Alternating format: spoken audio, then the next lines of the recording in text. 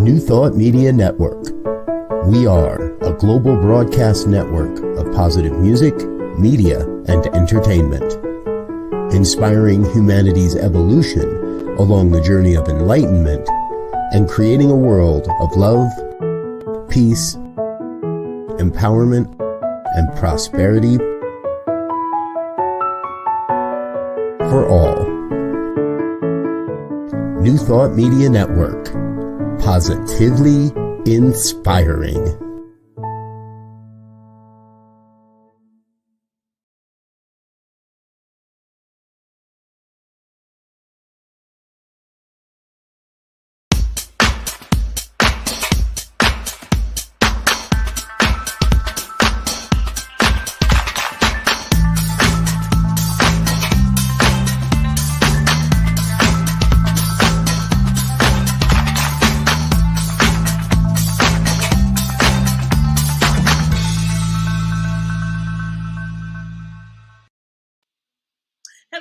Hello, it's me, Bonnie Gonzalez, your doula for grief.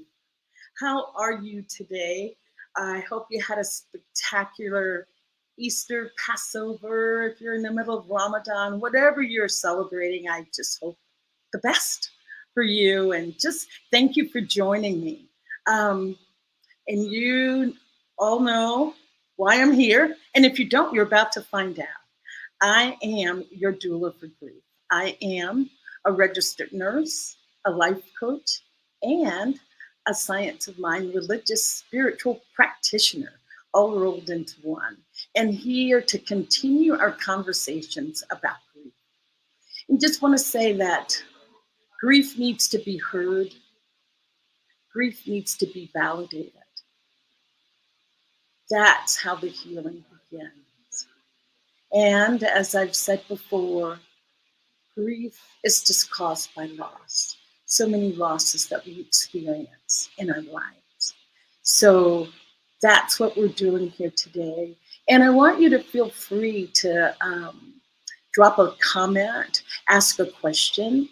I've been getting some really wonderful questions after the show. So if the question is there now, just pop it into the comments and I'll definitely address it or answer it. And so today I have a really special guest who also has a program on New Thought Media Network, and it is Caring for Caregivers, and their program airs at 8 p.m. Eastern Time. So my guest today is Donna Andervis. And I don't know if Norma's here with us, but I see the name. But, oh, she is here. Oh, my gosh, I'm a happy chica right now. So let me get through a little bit of introduction for our topic today. As I've said, they both host Caring for the Caregivers, which is just, oh, my goodness, it's a theme that is so close to my heart, having been a nurse for so many years. And I don't know where Donna and Norma were back in my days of doing critical care nursing, because I sure could have used your advice.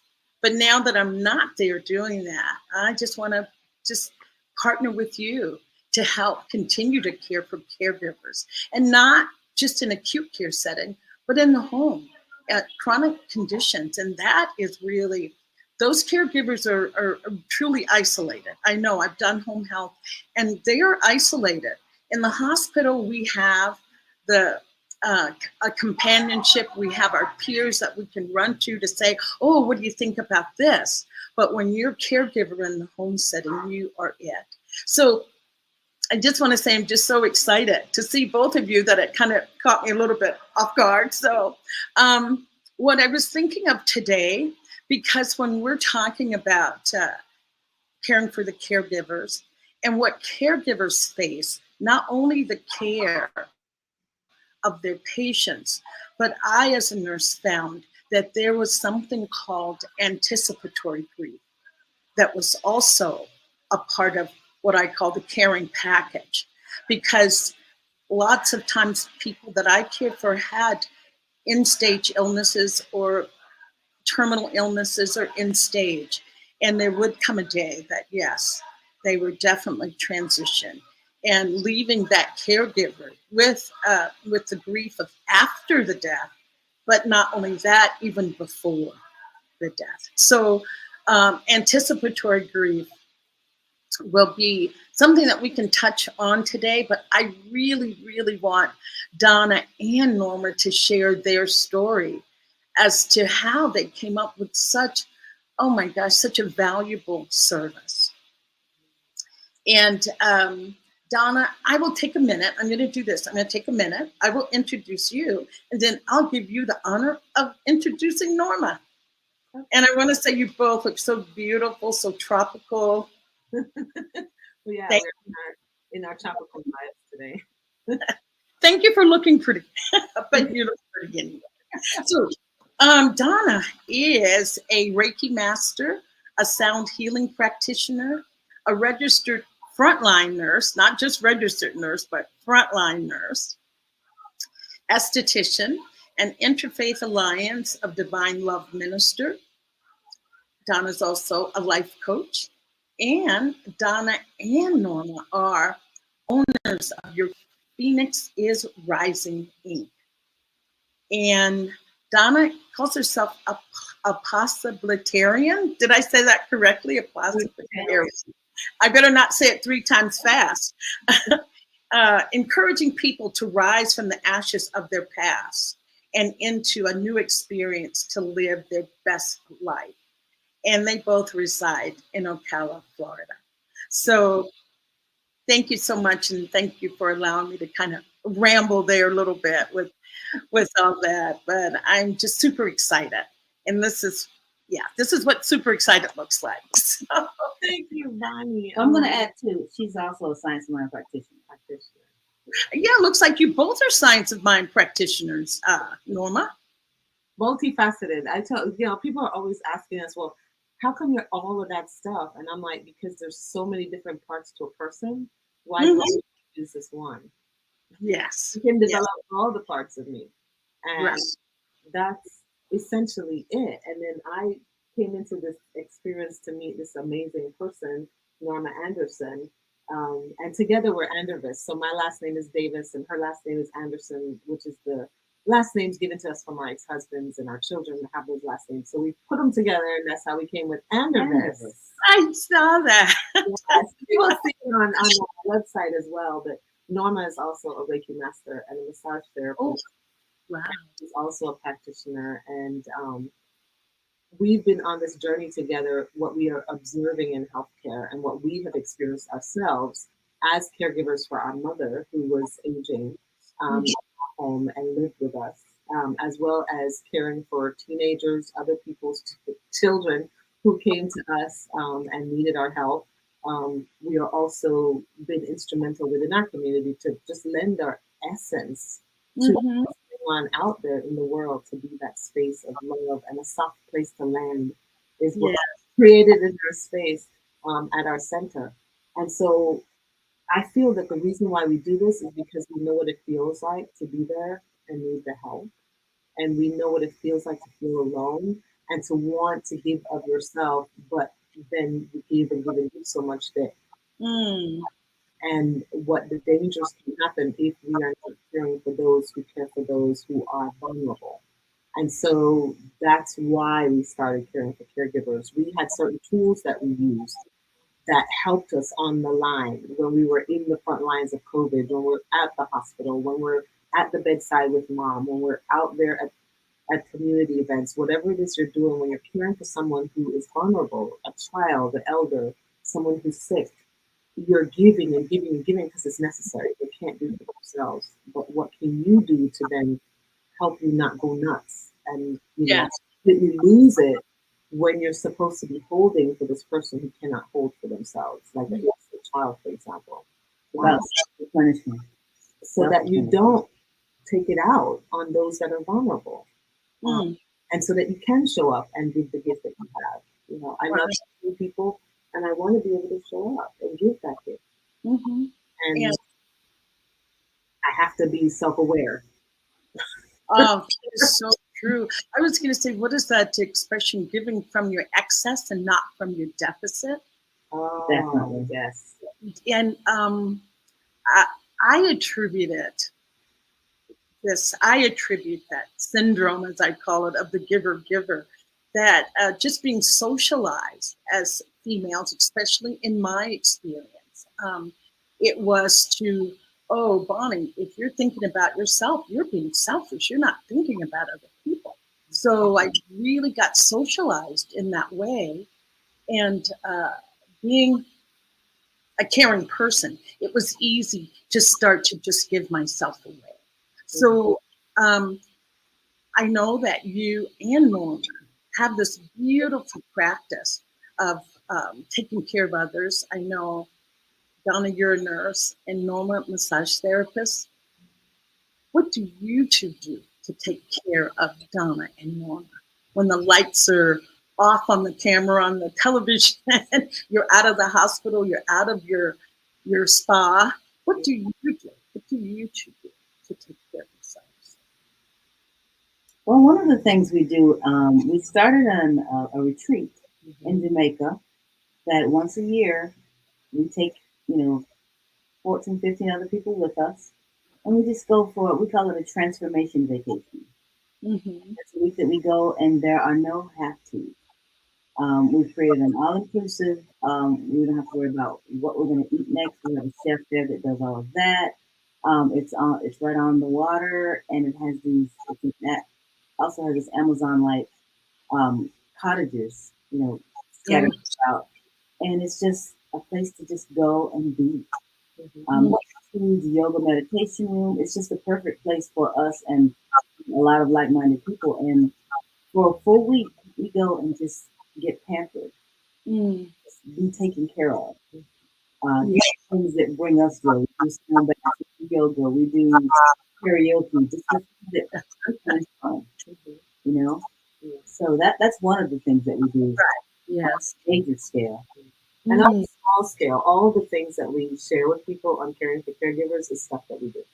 It's just like practices that we do when we're in the moment or when we come home to say, oh my goodness, this really did help me. In this moment that I was having an anxiety attack today at work because I had a bad day or my body is aching, now what? We do these very practices that we're telling people about because we want to know if it helps. And we're truthfully saying, did this really help while I was in that moment? And that's the answer. And then we invite others to share their stuff that helped. The truth is, we're all in this journey together. All of us are in the spiritual practices. All of us are rising together. It's not just that I'm above here and I know everything. I'm also practicing the very thing that I'm telling you. So I won't tell somebody replenish your cup by doing this if I'm not doing it. Right. And every single tool we give people are tools that we have learned or have shared with us, and now we're sharing with others. That's really important. And because we are individuals, there's some things that work for her that may not work for me. So there's just a bucket of tools where you dig around in it and figure out what works for you. What's going to actually be the thing that replenishes you, fills your soul, makes you become alive again. Right. One stop shop. One thing fits everybody. And I love that you're saying that we are in this together and we are growing together and learning from each other together. That we learned, as you said, learning and listening to other people. And I know, Norma and Donna, I was just really tickled one day you had to show on what, things to do and like calling a friend. And Donna was saying, oh yeah, we just go chip chat back and forth and, cut each other off. And because you're so in the flow of the conversation. And Norma said, no, I don't have time for that. I'm just saying, I'm done. And I thought to myself, that is so true. What works for one doesn't work for another. When you say, if just for instance, say calling a friend, maybe I don't need a chatty Cathy right now. Maybe I just need that, calm, still person on the other end. So I do just in awe of that you are just so in tune with the fact that what you're recommending is not for everybody. That expression, everything ain't for everybody. And there's so many different combinations that are available to people. So, what will work because of one's background won't work for another. For some people, singing is a trigger. For some people, singing is a joy. And so, if I recommend to them, you should sing, blah, blah, blah, because it'll make you feel better. And it's going to bring a trigger for them and then send them down the rabbit hole even further. They have to try it in their life and ask themselves, does this work? And if the answer is, it doesn't work for me, and not get so caught up in the, oh my gosh, there's something wrong with me because it didn't work for me. It's, oh my gosh, it means that tool is not my tool. That's all. A carpenter doesn't have a meltdown because he doesn't use electrical tools. It's not his tool. He's a carpenter. Right. Yeah, as you said, I tell someone to meditate, have a sitting practice of meditating. It's like, I can't do that. It's like, okay, then how about a walking meditation? Just walking, moving. Some people really do need to move. That silence is just, I'm going to implode with the silence. But, doing other or offering other techniques. And I wanted to ask you, how did you, or whose idea was it to do the program on caring for caregivers? Who wants to take credit for that and why? I think it was me. I think it was a combo between her and Robert Brzezinski. Oh, getting Reverend Robert all wrapped up in this, huh? Yes. We got to talking. You know what it was? We were at Big Sky, Montana, and we were talking about the experience that was the COVID experience, and sharing the story there at the table with David Auld and Robert Brzezinski. Robert brought David Auld over and was like, tell him what you guys did in New York, how you guys were helping those using our training and our teaching in the science of mind, and as practitioners, what the angle that we were coming on from. When everybody else was coming from the healthcare angle, we were coming from the angle of sustainability for those who were at the front lines. And so he said, tell us what you were doing. And we were sharing that story with everyone. And that's when Robert was like, I would love for there to be some way to communicate that to others who may be also going through this. How can we do that? And then that's when we decided, hey, maybe we should do a show. And we had done something before that was just doing spiritual mind treatment. Yeah, I was doing spiritual mind treatment on different topics. I did that for a little bit online. And then I was like, okay, what else do we really need? Because we can do a prayer every time, but what if a person doesn't have time to sit and listen to the mind treatment? They're in the gut in that moment. Is there other tools they can pull on? And that's when Caring for Caregivers was born. Wow. So that was the birthing of Caring for the Caregivers. I just, as I said, love that program and can't sing its praises loud enough. I want everybody tuning in. Oh, man, I love your program. Oh, my goodness. Yes. This is definitely so needed because it's all these conversations about stuff in a real way and in real time to say, okay, this is what we have gone through. This is what we have experienced. So many people going, yes, we're all talking about this as the problem. Yes. What do we do? What is the solution? What is the solution? We can all offer just a laundry list of the problems, but let's get a longer laundry list of the solutions to those problems. Correct. Because healthcare is having an issue right now. And nurses, as you shortages and all this sort of stuff. So why do people get burnt out? What is happening to caregivers? And that's when we decided to start targeting it. And I think the show helps to give validation to those who are not paid professionals in the caregiving industry, like the mothers that are caring for their children, the mothers that are caring for their mothers. Just everyone outside of the actual paying industry of caregiving, realizing that yes, you too are a caregiver, and you too are sometimes suffering some of the same stressors. Yes, and yes. Caregiver role strain. I'm sure you have a nursing diagnosis. Yeah. Caregiver role strain, especially after something like a pandemic. Yes. People are feeling like people didn't appreciate everything that we did because now they're turning on us.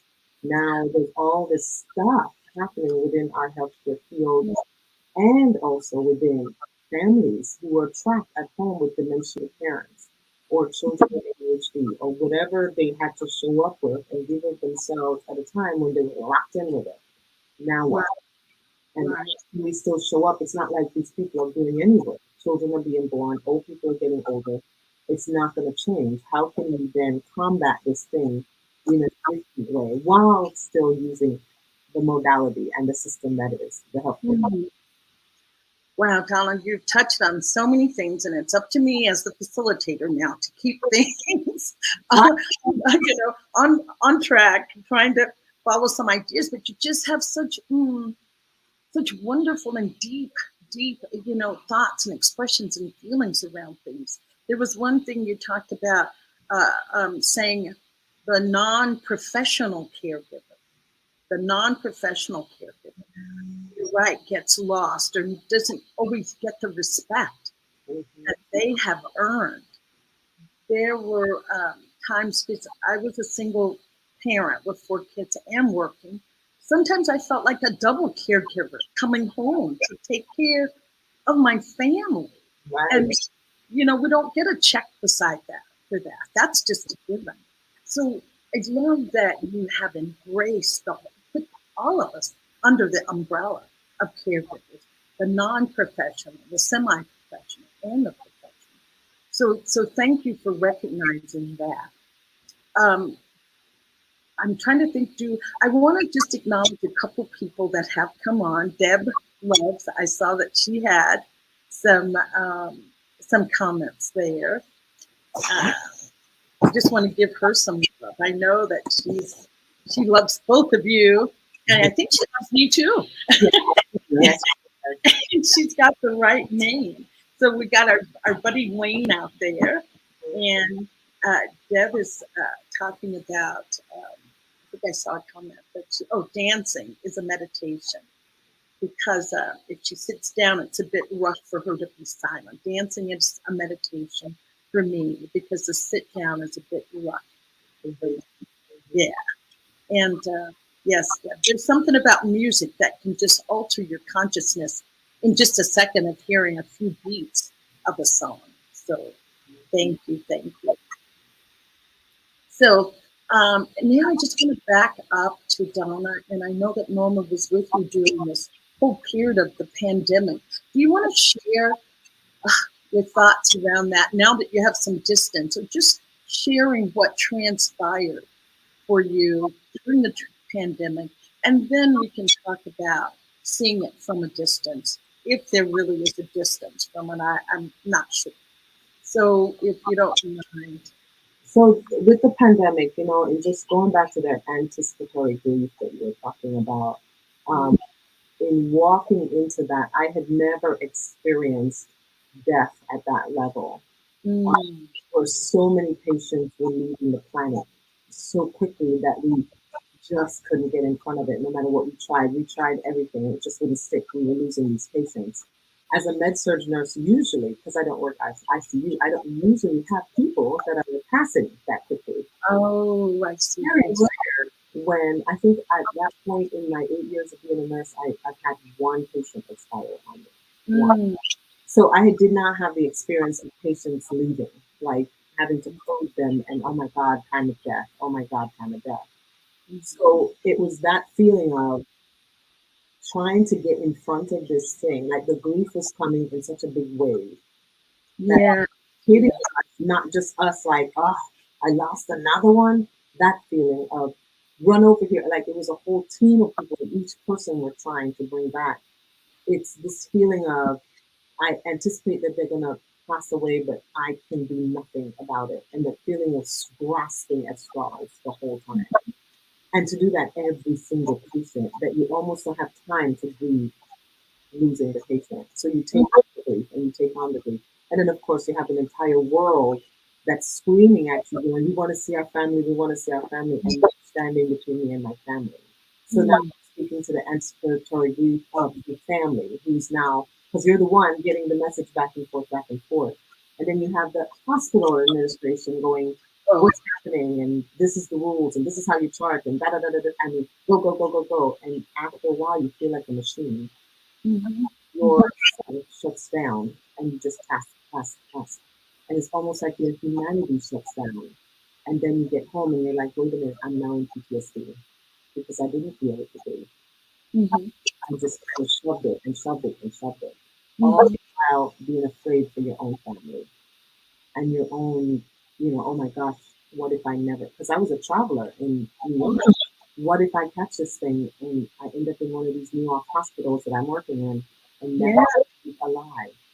Mm. It's a very real fear for us. I'll never see my family again. Mm. And that's where Norma came in. And she was massaging and talking to the nurses and getting them to get it out of their bodies, and while taking care of the physical pain that comes with being on your feet and wanting to feel that. Well, I think what Donna didn't realize at the time was that, yes, she was there nursing the patients and whatever it is that she could do for them, but she was also nursing the nurses. Mhm. With Oh, coaching and with practitioner classes and what have you. She was there giving them encouragement, giving them hope, giving them, keeping the momentum going and help keeping their spirits as high as they could be, to get through their day, to get through to the next day. So, mhm. and I would find this out because almost all of them would come to me for massage because New York was there was nothing there for them to go and do or any release of any kind. So when they were there with me, they would talk Mhm. through some of the things that they were holding inside, and a lot of it was appreciation for Donna and how they wouldn't be able to get through those shifts without Donna being there. And I Mhm. think she realized the impact that she was having on these people. She was being her normal self. She's always encouraging. She's always trying to help people, with their best expression of themselves. And it, I think, was what kept a lot of people there longer than they had signed up for Yeah. because it was there as their lifeline to hope. Right. I Talk. was gonna go ahead. It Go was ahead. missing because they would reach out and say, Miss Donna, I'm having an issue with blah blah blah. But just having a lifeline that was there that they could reach out to. A lot of times in nursing, you have administrators that you should be able to reach out to, but they're in their own story and running and doing their thing. And that was what was so effective. And what I love that crucial staffing did was put team leads in place Mhm. so that they had a lifeline to go back to, somebody who would advocate for them. And in those moments, we could say, oh, I'm really having a difficult time with this patient that I feel is not getting the care they need, or I feel something else could be done. What can I do? Because Mhm. the feeling of control was so gone that you just felt like you were in front of this big wave that was death and there was nothing you can do about it. So you Mhm. just not back. Right. Right. I just wanted to ask Donna. I mean, Norma, that you're saying you were doing massaging and physical soothing types of therapy. Did you partner with the hospital, or did you and Donna do this on your own? How did that come about, Norma? That you were so instrumental in this, healing of, or not even healing, but getting nurses through Mhm. this I past. think it started actually before we even got to New It York. was purely an accident. Well, we were in New York. We were in Orlando in the airport awaiting our flight, and we knew not what we were getting into. We didn't even really know what COVID was at the time. Mm-hmm. We just knew it was something that paid well, and you know, we were gonna go and see. Because we didn't know what it was, I'm like, you're not going by yourself. So Oh, that's great. yeah, That's when we were there in the Orlando airport, we did a prayer, and we said that basically, in a nutshell, we want to be able to be used in the best way for with our abilities, and our gifts and and our gifts talents. and talents. Yeah. like use me. Oh God, use Yes, yes. So we got there, and the crucial staff didn't even know I was there. I just went on up down a room and because I would make sure that her clothes were washed and she ate and whatever so that she could be this machine that they needed her to be. Well, I think somehow my name ended up on the bathroom wall. That, that me. Anna was Time being or for a good massage. yes. Well, okay. So I shared my tools with the other nurses. I said, listen, they were like, oh my God, Miss Donna, my back, my legs, my da da da da. You know, because you're going through this physical thing. You're on your feet for these 12 hours. I'm talking about running.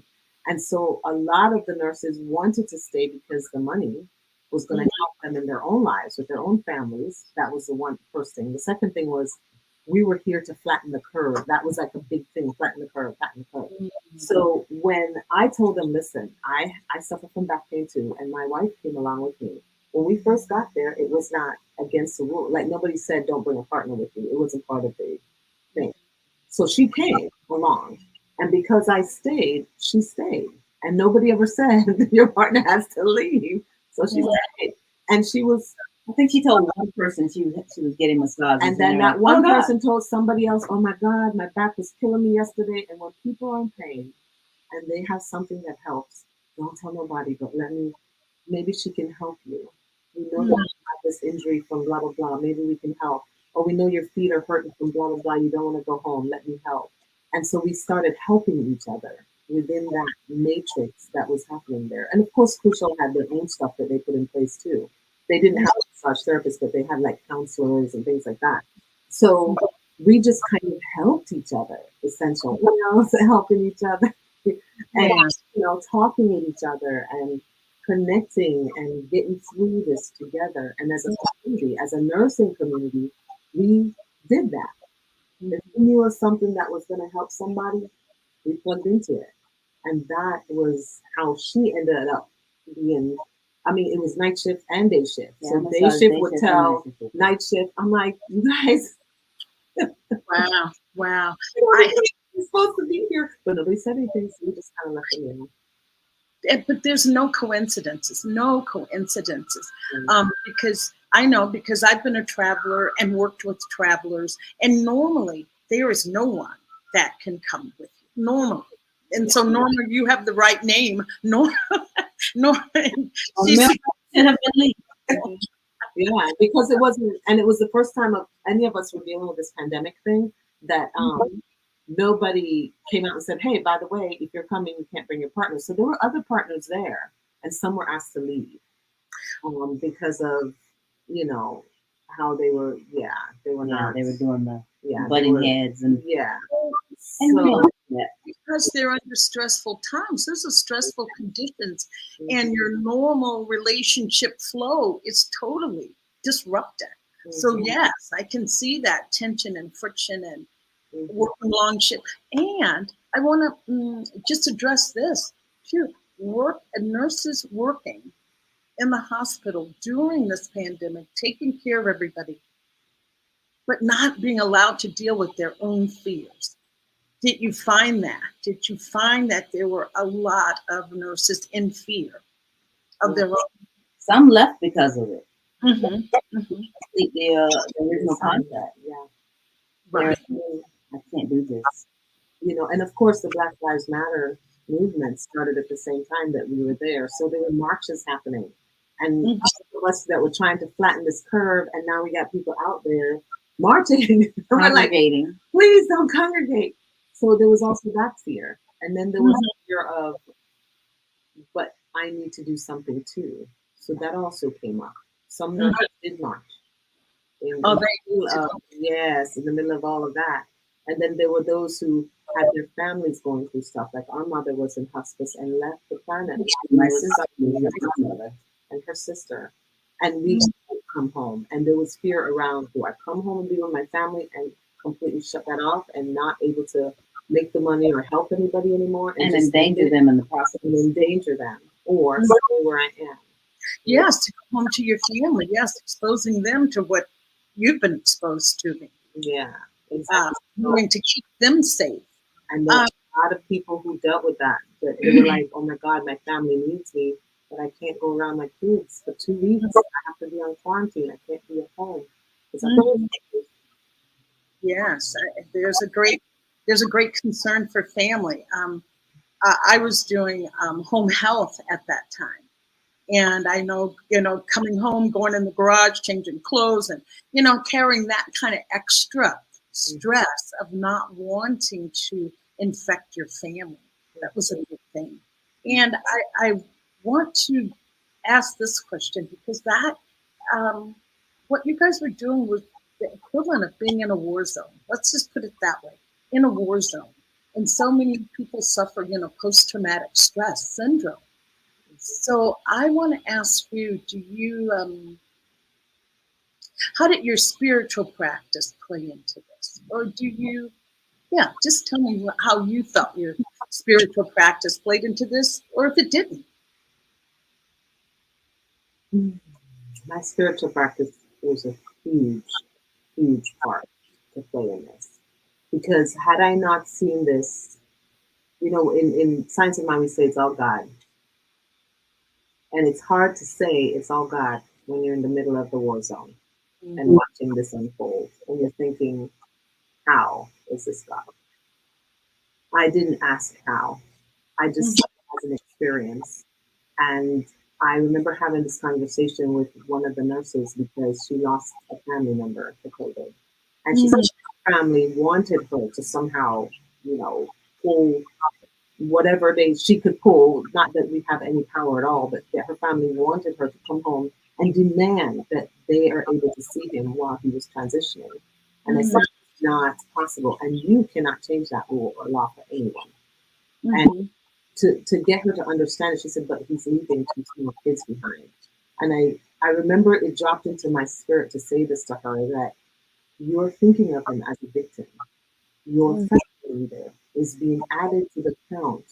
Science and forward motion in medicine doesn't happen without there being a count of bodies, people.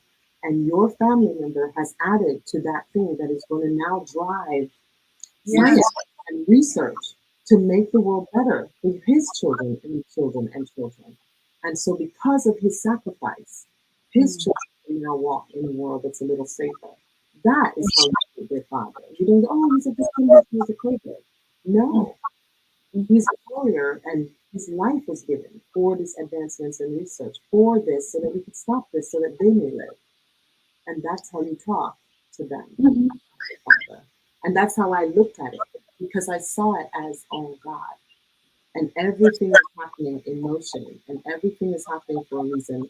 And because I don't see the outcome of the story in that moment, it doesn't mean that I'm not being taken on a journey or an experience with other people. Because the experience is separate from who we are. And once I step out of the human experience, then I can paint that picture for people to see that it's an experience we're having together.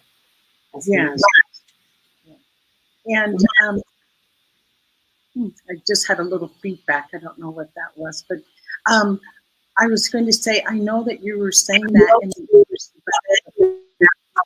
about their loved one being able to make in the future. And in that moment, as you're telling them that, it may not have been soothing, just what they wanted to hear, but later, when you move away from the experience, I bet those words are still being carried in that person's heart right now. Because never underestimate the power of what you do and what you say. You never know. It's like planting a seed. You never know when it's going to take root. So for you to be there and to be that inspiration in that moment, feel that is just for your own life, something that you can take away with just tremendous, pride and faith encouraging for yourself when you say those words. It's faith encouraging for yourself. And I wanted to just add that, that suffering is not accepting what is. It's like accepting that, yes, as you said, God is in the middle of this, but accepting that this is happening and then being able to move forward. It frees up that energy when you are, instead of being in resistance, but more in that acceptance and going with the flow. So thank you. Can you hear me okay? I don't know. I think we had a little gremlin in the computer. I don't know if I can hear you. No. I can't hear you. Let's try again. What I will do until we get our sound back, I'm going to just read some of the comments from Deb. Joe, if you could put the comments from Deb back up, I would love to read that. Okay, thanks. Okay, so Deb was saying that had to be so hard. Oh, there you are. You're back. Thank you for sharing with us. As a doula, it's expected.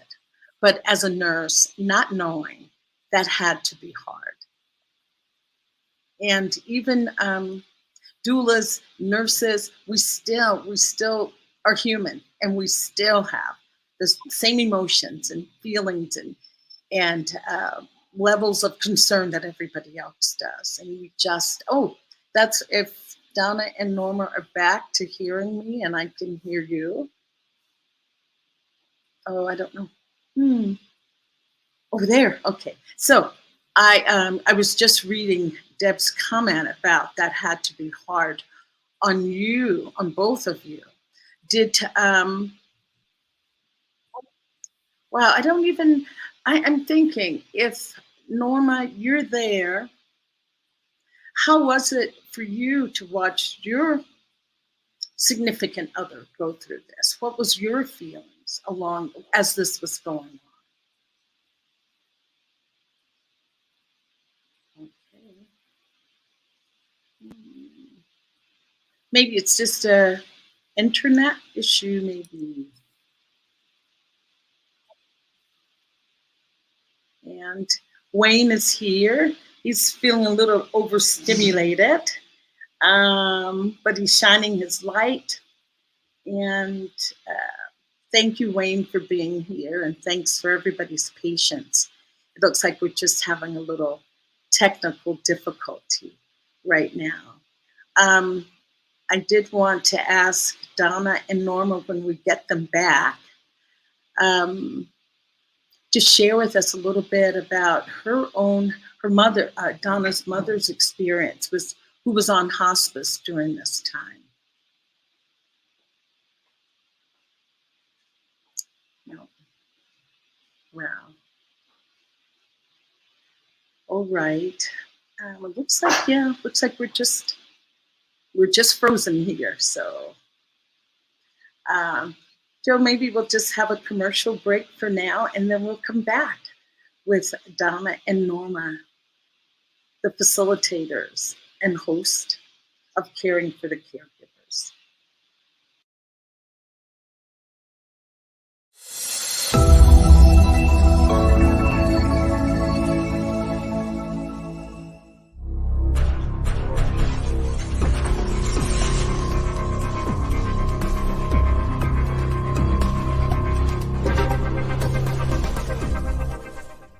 New Thought Media Network. We are a global broadcast network of positive music, media, and entertainment, inspiring humanity's evolution along the journey of enlightenment and creating a world of love, peace, empowerment, and prosperity for all. New Thought Media Network. Positively inspiring. New Thought Media Network. We are a global broadcast network of positive music, media, and entertainment, inspiring humanity's evolution along the journey of enlightenment and creating a world of love, peace, empowerment, and prosperity for all. New Thought Media Network. Positively inspiring.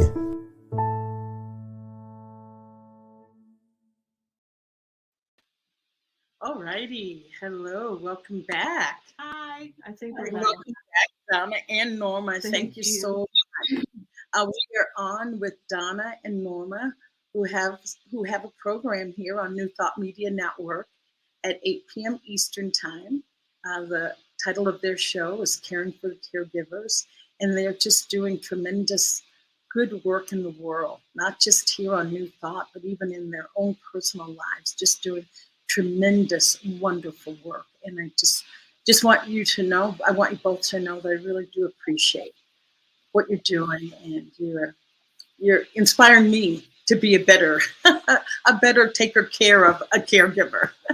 So I was asking before we went to break, I was asking Norma how she was able to hold what was going on, watching Donna go through such a tremendous, hellacious time, really, with work. How were you able to move through that?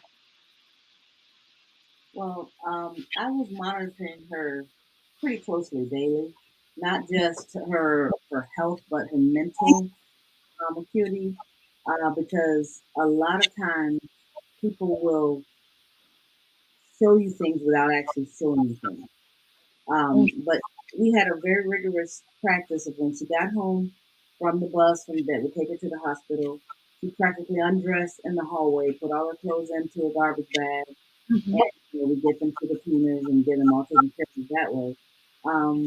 Every morning when she left, I made up these little Ziploc bags of essential oils that had these for the healing. We had Stress Away, we had RC for the respiratory care, and I'd make those up and send several with her for not just herself, but for the other nurses too that wanted them. Because a lot of times when they're going through their stuff, Yes. in the moment, open up that little bag, take a whiff, and it would have a calming effect on a lot of them. Mm-hmm. So, it was just little practices that we put into place that kind of helped them get through the day, and then specific things we did to keep the cleanliness up. Mm-hmm. So we didn't bring anything into our personal space. Yes.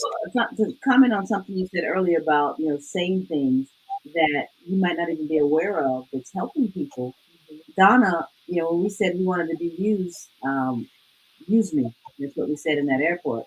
When I was massaging some of these people, they would tell me about Donna on the bus in the mornings on the way to the hospitals, giving them words of inspiration, having them all go through and do a gratitude to keep their minds in a positive aspect, not dwelling on all of the death and things that are going around.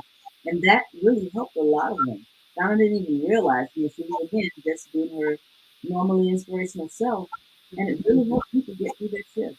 It actually happened to where somebody said, well, we just want to be in silence today. We don't want to do any gratitude or anything. And it was like, okay, I guess we want, to do it. It was like pulling teeth.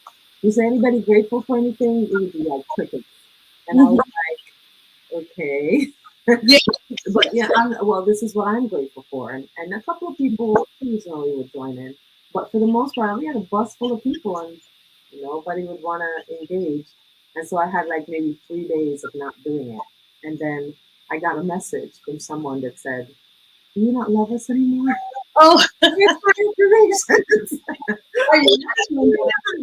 And I thought, well, I didn't think anybody was listening or even wanting to engage. I'm trying to do something trying to boost your immune system this way. And, I shared articles on how gratitude's help with the immune system boosting because we're stepping into a war zone.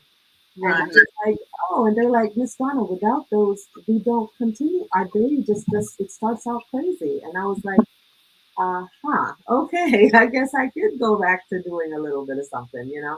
And when I started breaking it up, instead of doing it every single time, we started doing it differently because we had maybe one instance where maybe the team lead, the person above me came on our bus because some behaviors that were made, awareness was made, and she rode with us, and the silence and everybody could cut the tension, and it was like, oh my God, it's so different to come from that space going into work as opposed to coming from the other space, and we just started realizing what an asset it was.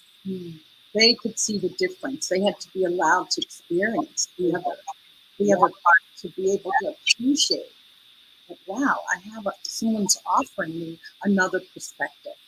And I must say, Donna, it just feels like that you're just that natural, inborn cheerleader. That's always part of who you are.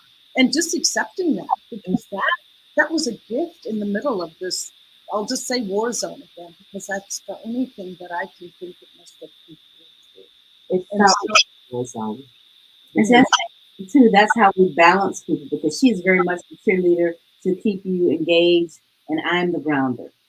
Yes, and she needed that so that she didn't completely give herself away, because that can happen. That can happen when it comes so naturally, and when it comes from a natural place that you're probably not even thinking about, writing a script. What am I going to say tomorrow? It probably comes in the moment. So it's just that both of your balance, a good balance for each other. Debs was giving me some cues over here. She said something about a plane ticket story that you must share. So, another one of the miracles that happened was when I had to use the teaching big time, that whole God is everywhere thing. I had to use that teaching because Mom was on hospice at the time and really was going through it. And I got a phone call from the nurse that said, hey, she asked for you. And that was you to say, I might have to go home early from this assignment. So we went and purchased some plane tickets. We were going to come home, spend a little bit of time, figure out what was going on with Mom. And just as we went to check into the plane, to check in to board the night before, I couldn't check in. And I was like, what is going on? So we called the airline. The airline said, oh my God, it was canceled for some odd reason. I don't know what happened. So then she went back in and put it back in. Our card was accepted and everything. And we went to check in. And again, I checked in, but then Norma couldn't check in. And I was like, what's happening? And then it came back that it was canceled again. Both tickets were canceled. And we're like, we didn't cancel. They're like, someone canceled these tickets. I'm so sorry, ma'am. I don't know what to tell you. And I was devastated because here's my mom. And we called Reverend Cindy, phone a friend. Our mentor, oh my God, I can't get home. My mom is dying. She's in the veil. And she asked for me, and my physical presence is needed. As her caregiver, that's what I want to do, right? Well, that's going to happen when you have to stand on the outside of the window and wave, or be on virtual because you can't go in. It's COVID. So I said, what am I going to do? What am I going to do? I was in such pain until it happened to me that she was asking me to meet her in the veil. I said, oh, wait a minute. That God's everywhere. And then there's no time or space. And if I was going to look at this as a metaphysician, I don't physically need to be there to talk to my mother. So I lay on the bed. I held the pillow right there like I was holding her. I imagined her in her hospital bed, and I spoke to her. Yeah. Time and space, and plus I do Reiki. I'm like, I could have done a Reiki. So that's what I did. And I stepped into that meditation space. And I spoke to my mom, soul to soul, across time and space. And then I got ready for work, got dressed, got on the bus, and got told that she passed. And she was calling me to meet her in the veil to say goodbye. And I thought I had to do it the other way. Which is so she was like, the spirit kept saying, no, you're not getting the message. This is an opportunity to step into a greater expression and a greater understanding of spirit expressed as everywhere. Step into principle. And I wasn't getting it. I was stepping into my humanity that was grieving for my mom. And because I got called to that experience, I was able to have one of those beautiful things. Yeah. It changed my life. Yeah. The divine said that you already have the ticket. You didn't need that physical ticket. You already have it.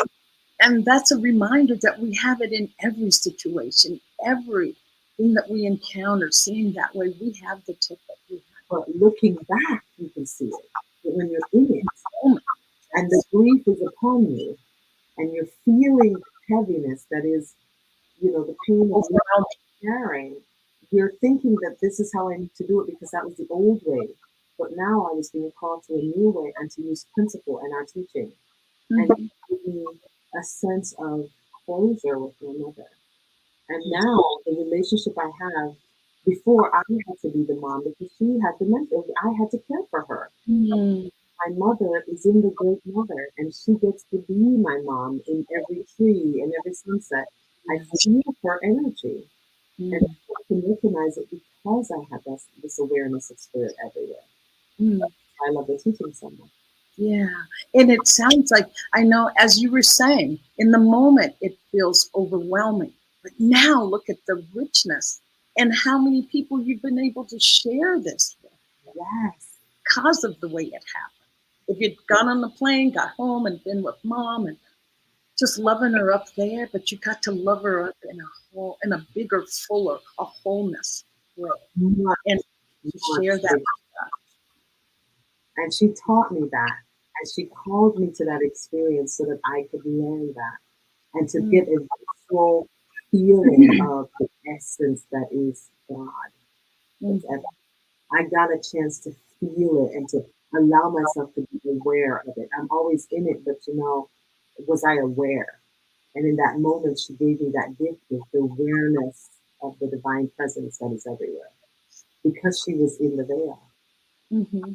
And when she taught me that lesson, she said, now you have it. Teach us. And she was able to sing. And what's your mother's name, Donna? I always like to use the name. What's your mother's name? It's Madge Lori Carter. And yes. Madge Lori Carter is what she started as and ended as Madge Lori Carter. Well, I just thank Madge for giving us this gift through you, for giving you the gift that you're now sharing with us. And we're almost at time, and I just want, oh gosh, I can't believe this. Are you sure you can't stay another hour? I don't think there's any program after this one. No. What I was just going to ask is just one tip from you, Donna, and one tip for Norma.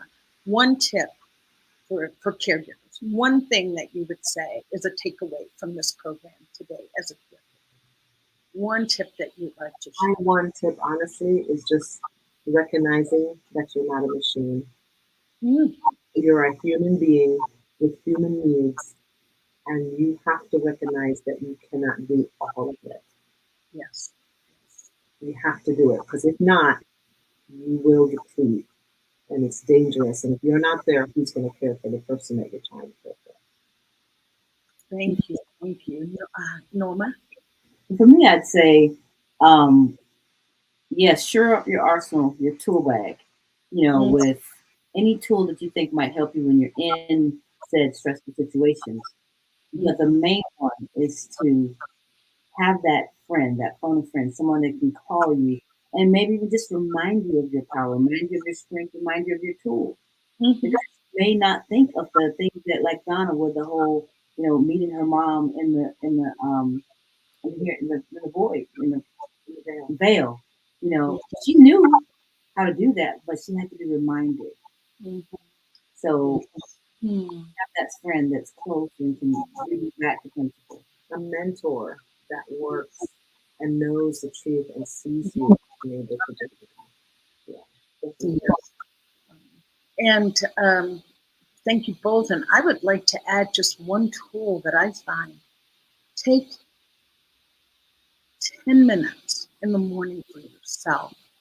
10 minutes that it is your time. If you want to read a little something, if you want to hear some music, take a little, just 10 minutes. If that's all you can, that's the time you have to spare, but take that and use it as your time. That feel that you're nourishing you in those 10 minutes. And I'm telling you that will go a long way, especially when you're a caregiver and have your own family that needs your care. So I just appreciate both of you. I honor you. I would like to be you when I grow up, but I refuse to grow up. So I'm just going to still be Bonnie, your doula for grief, who's available here for private grief coaching, grief coaching. And I just want everybody to promise me today that you will be tuned in at 8 p.m. tonight, Eastern Standard Time, for these two beautiful spirits to share their love and their guidance with us. And so just thank you both. Thank you for being here. So, until next time. Ciao.